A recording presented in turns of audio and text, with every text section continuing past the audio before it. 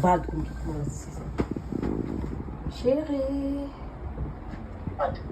Oui, mon bébé d'amour. Magnano tsy manjary téléphone-naka depuis ce matin. Tino, bébé fa tafatory zaho. Tafatory manao akory depuis ce matin no tafatory foana.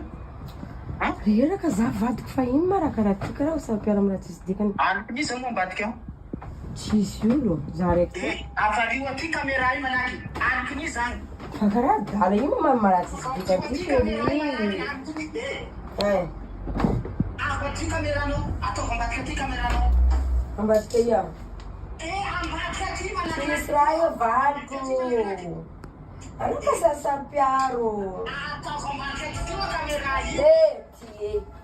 Io tsisy olo za raiky to ato. Amidosodosony koa ma ty. Tsisy olo efa io vesegna tsisy raha. Tsisy raha io papa fa io tsisy olo. Ha, ty mamola. Anao niany. Anao ambany fandio jereny. Ambany fandia ia ty papa tsara fa anao koa karaha dala. Hay. Eu tsisy olo io. Tsisy personne.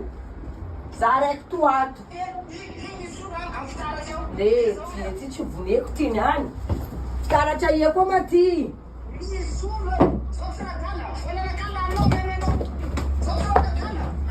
Salah za kajy le raha mamarapory karaha ty. Io tsisy lehilahy tsisy io.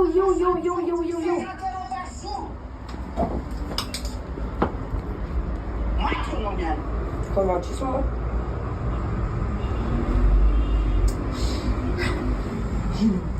Fanyana karaha ito fiainana jomby zay ke mala magnano. Za ko fa ianao ambadiko mikaiky toko fa tonga dia alefa fa tsy midoko be teo. Raha mikaiky mikotipaka koa nafanao karaha tsy maharaka iny. Fa za ko dia vadiko mikaiky. Tsy mila volaniko anao fa mijekijeky. Anao manada gauche manada droite. Ino ako arany? Mizarano iza. Ay, raha naman naman step ko na kayo kayo.